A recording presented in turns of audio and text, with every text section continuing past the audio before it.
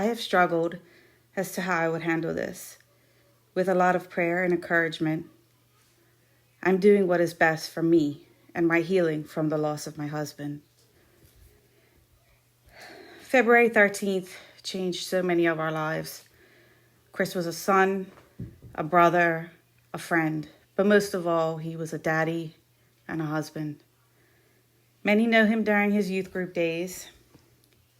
He also loved the art of dance and definitely excelled in his love of karate, getting all the way to black belt. I believe Chris was put on this earth to serve, which is admirable, but also became a stressor. He always went above and beyond to help others, even when he really didn't want to. In 2017-18, Chris had a physical. His blood pressure was very high, which led to him having to take a stress test and resulted in him having to go to Leahy after failing his test. He had a blockage right behind his heart, which prevented the doctors from putting a stent in. Given his age, the doctors were very positive that his condition could be reversed through diet, exercise, and meds. Given a conversation that I had recently, about a week and a half ago,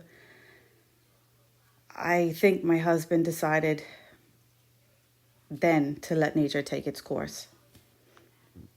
The next 4 years were extremely difficult for me as I lived in fear that each day might be the day we lose him. When he'd leave for work, I'd be afraid I'd get the call. And when I'd hear his bike come up the ramp, I'd feel some relief, but then I'd worry something would happen in our presence. In fact, when I started therapy, I told my therapist I was terrified my husband was going to die of a heart attack in front of me and our girls. The week before he passed, I was very anxious. I felt so disconnected from everyone and thought something bad was about to happen. I thought it was going to happen to me, though. I noticed back at Christmas that his ankles looked a little red, but it could have just been the way he had been sitting. I didn't notice it much until a few days before his death. I noticed the redness was rising more up his leg. I brought it to his attention and told him I wanted to get it checked out. And in true Chris fashion, he said, "Don't panic, that I'm fine." So I decided I was going to call the cardiologist on Monday. I never got to make that call. I feel Chris knew what was about to happen, though. The next day, he felt a strong desire to go and watch our nephew play football, which we only went to watch him once, so it was out of the norm. But for some reason, he felt he had to go. Then we did our normal errands. Sunday, he was very calm, when normally he'd be quite anxious about work the next day.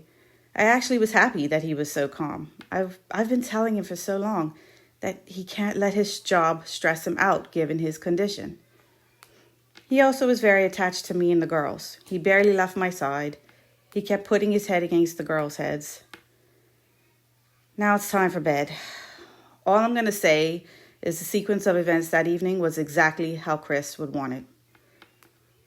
He was on the side of the bed and he coughed and then collapsed. I screamed, got my phone to call 911. Then Bella came running in and he tried to get up, which I then told him to stay put. And I told Bella to go back to her room. The 911 operator told me I had to do chest compressions on him until the ambulance arrived. They took forever to get there, or it felt like it, at least. He was gone, though. I didn't feel a pulse.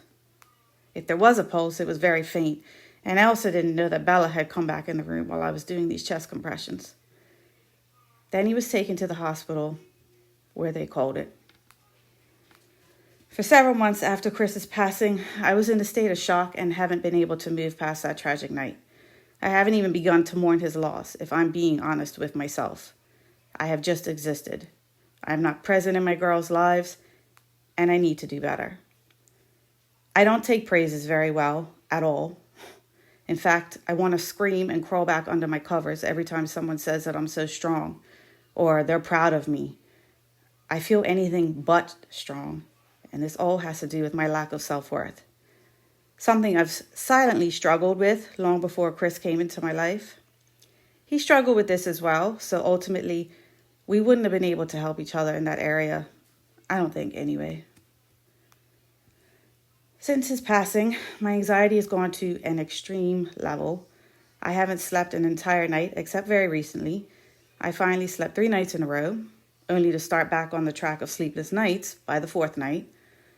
I've had so many panic attacks that it's not the norm if I go a day or so without having one. I'm constantly in fight or flight mode. My irrational demons make me believe that if I go to sleep, I won't wake up the next day. They also aid in making me feel as if I have every ailment under the sun. I'm terrified something is going to happen to me to take me away from my girls, and I can't let that happen. Ultimately, I'm now fighting to stay alive. Some things that one can do to help me is to mainly be patient with me. All I want to do is talk about my husband, so please just listen. I'm not asking for advice. I know what I have to do. I'm just not ready. Please stop telling me that I have to put my girls first. In order for that to happen, I need to fix me. So I need to put me first. Feel free to come by whenever. I have an open door policy and would welcome you in a heartbeat, as long as I'm home. You don't need an invitation, and those spontaneous visits end up meaning the most to me.